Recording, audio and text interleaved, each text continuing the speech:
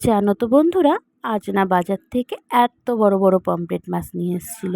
কি করব রান্না ভাবতেই পারছিলাম না। যাই হোক, মাছগুলোকে ভালো করে ধুয়ে নিয়ে তারপরে লবণ হলুদ মাখিয়ে নিয়ে মাছগুলোকে ভেজে নিলাম।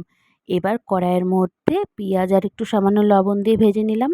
আর একটা বাটির মধ্যে নিয়েছিলাম টক দই, সর্ষে, পোস্ত, লঙ্কার গুঁড়ো, হলুদের গুঁড়ো দিয়ে একটু জল দিয়ে সামান্য একটু ফেটিয়ে নিয়ে কড়াইয়ের মধ্যে দিয়ে আর দিয়েছিলাম একটু বাতাসা আর সামান্য একটু জল দিয়ে যেই ফুটে উঠলো আমি মাছগুলো দিয়ে দিলাম।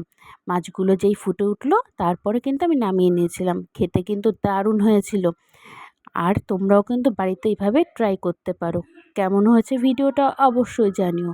আর তোমাদের একটা কথা বলে রাখি, একটু কিন্তু বাতাসা দিয়ে কিন্তু এরকম মাছ টাছগুলো রান্না করলে কিন্তু দারুণ টেস্ট হয়। তোমরাও ট্রাই করে দেখো। ভিডিওটা যদি ভালো লাগে অবশ্যই চ্যানেলটা সাবস্ক্রাইব করে দিও। টাটা।